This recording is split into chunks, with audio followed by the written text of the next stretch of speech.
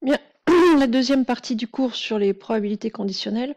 Donc, on va partir d'un exemple. Donc, dans une classe de maternelle, on vous dit 3/5 des enfants sont des garçons.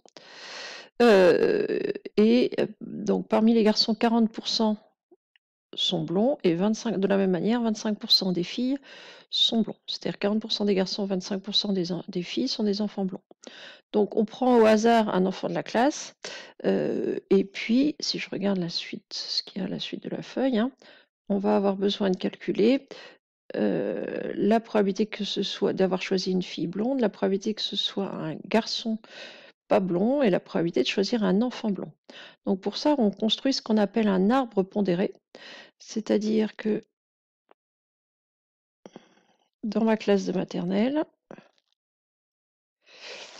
ici, il y a des garçons et des filles. Alors, je peux écrire garçon, enfin G et F ou G et G bar, ce qui revient à peu près au même ici, hein. Et puis, je vais mettre sur les branches la probabilité associée. C'est-à-dire que si je prends un enfant au hasard dans cette classe, je sais qu'il y a une probabilité de 3/5 que ce soit un garçon. Et donc, la probabilité de G bar, bah, c'est 1 moins la probabilité de G, donc c'est 1 moins 3/5. On va être ici à 2/5. Et ensuite, ce qu'on nous donne, c'est deux probabilités conditionnelles. La probabilité d'avoir un blond, pardon, sachant que c'est un garçon et sachant que c'est une fille. Donc, blond ou pas blond,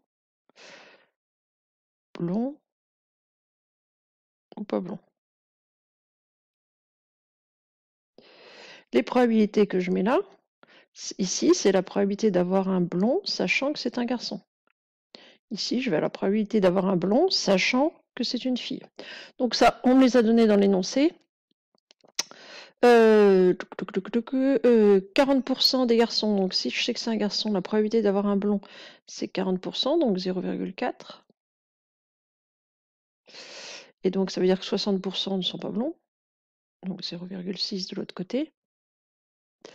Et enfin, pour les filles, donc les non-garçons, 25% sont blondes, donc 0,25. La probabilité d'avoir une blonde, sachant que c'est une fille, c'est 0,25. Et donc les pas blondes, c'est 75%, donc 0,75. Voilà. Donc la règle de construction de ces arbres, donc vous représentez vos différents cas, et il y a une règle quand même qui dit que la somme des probabilités, je vais relire la phrase et puis revoir ce que ça veut, avec vous ce que ça veut dire. Ce que ça veut dire, la somme des probabilités inscrites sur les branches issues d'un même nœud vaut 1. Donc ce qu'on appelle les branches de l'arbre, les nœuds de l'arbre, pardon, c'est les départs de branches. Donc ici, moi par exemple, j'ai 1, 2, 3 nœuds.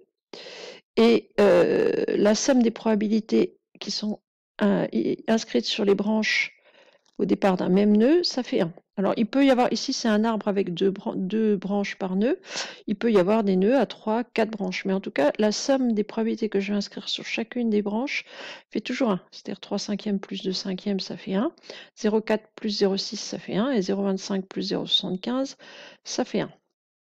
Donc ça c'est pour la construction. Et maintenant comment je l'utilise ? La probabilité d'une issue s'obtient en multipliant les probabilités inscrites sur le chemin menant à cette issue. Alors ça, il faut comprendre un petit peu de quoi il s'agit. Ce qu'on appelle une issue, schématiquement, c'est un bout de chemin. Par exemple, je suis le chemin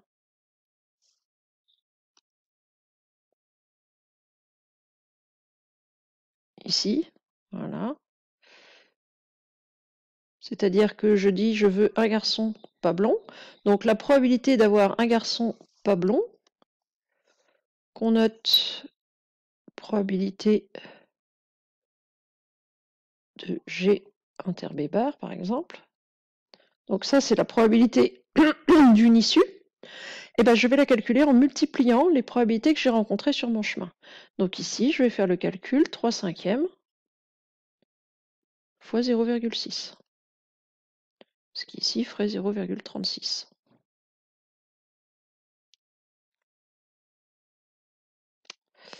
Donc voilà pour la deuxième phrase. Troisième phrase, la probabilité d'un événement, notez A, c'est la somme des probabilités des différentes issues qui réalisent l'événement A. Donc ici, par exemple, on va me demander de calculer la probabilité d'avoir un enfant blond. Où est-ce que je vais avoir un enfant blond? Bah, je vais avoir un enfant blond, ça peut être un garçon ou une fille. Donc j'ai deux chemins qui me conduisent à avoir un enfant blond. Et ben, je vais calculer les probabilités de chacun de ces deux chemins. On va faire le calcul juste en dessous, je ne le fais pas pour l'instant. Et donc la probabilité d'avoir un enfant blond, et ben, ça va être la somme des probabilités que je vais obtenir en bout de chaque chemin.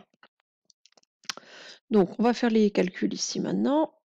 Donc la probabilité de choisir une fille blonde. Alors ça, une fille blonde, c'est un chemin particulier. Alors de quel chemin il s'agit? Donc je veux une fille blonde.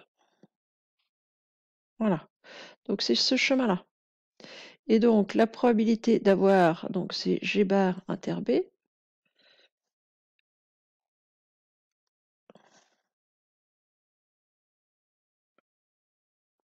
Donc ça, c'est la probabilité d'avoir une fille, G bar, qui soit blonde. Donc ça va être égal, j'ai déjà oublié au passage que j'avais vu moi, 2 cinquièmes fois 0,25.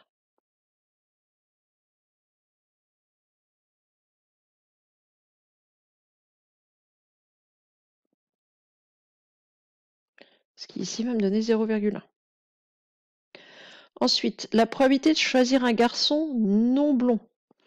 Alors, c'est peut-être bien ce que j'ai calculé tout à l'heure. Oui, je l'ai calculé là. Donc la probabilité d'avoir un garçon, donc G, non blond, inter, B bar. Donc le calcul, il a été fait au-dessus. C'est 3 cinquièmes fois 0,6, 0,36.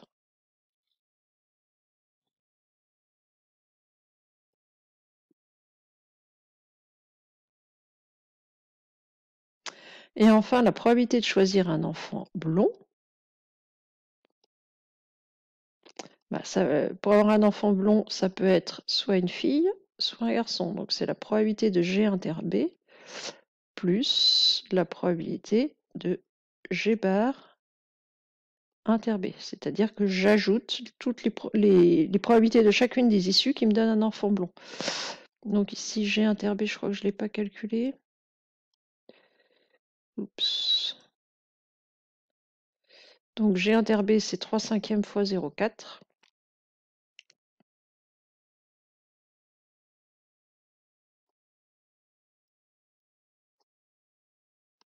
Plus, par contre, la deuxième, elle est là. G bar inter B, 0,1.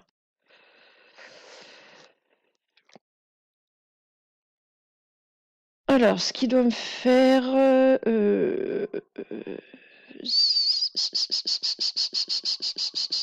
0,24 plus 0,1, c'est-à-dire 0,34.